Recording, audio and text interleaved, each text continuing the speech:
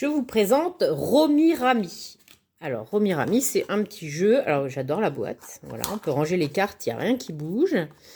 Voilà, donc un petit jeu de cartes où on va devoir faire une collection d'objectifs. Voilà, pour marquer le plus de points. Donc, chaque carte objectif, si on arrive à l'avoir, ça va nous rapporter des points. Plus des cartes qui nous ont permis de répondre à ces objectifs. Donc, par exemple, donc on a toujours des cartes en main. À la fin de son tour, il faut toujours qu'on ait au moins 3 cartes ou moins de 10 cartes. Voilà. Sinon, on en repioche ou alors on en défausse pour en avoir entre 3 et 10 cartes maximum. Donc, à son tour de jeu, on a le droit de prendre des cartes ici, dans la rivière. Soit on a le droit de prendre que les mêmes chiffres, soit on a le droit de prendre les mêmes symboles. D'accord? On a le droit de prendre 1 à 3 cartes maximum. Donc là, par exemple, je vais prendre les 3 là. D'accord?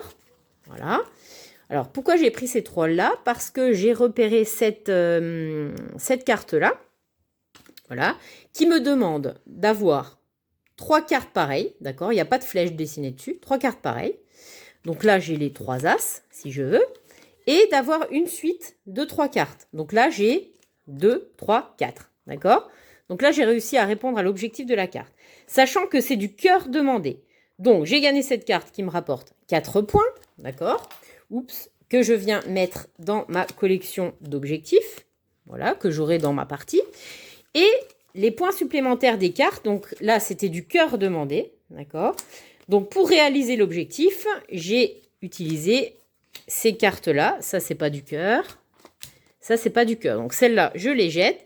Et celles-ci vont me rapporter aussi des points, 1 point par carte à la fin, en plus des points de mes cartes objectifs. Donc, je les mets de côté. Ensuite, pour le joueur suivant, on recharge la rivière. Donc, je ne vous ai pas dit, on peut jouer de 2 à 4 joueurs.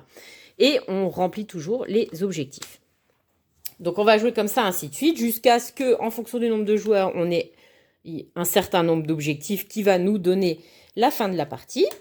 Et donc, on a un petit jeton premier joueur qui rapportera... alors, ça, c'est le premier joueur qui arrivera à avoir le nombre d'objectifs définis en fonction du nombre qu'on sera. Donc ça rapportera 1 point. On a aussi un petit jeton de joker qui peut nous permettre dans la partie de remplacer n'importe quelle carte. Donc ça aussi, si on ne l'a pas utilisé, ça pourra nous rapporter 1 point. On a les points des cartes objectifs. On a les cartes qui nous ont permis de remplir les objectifs avec les bons symboles.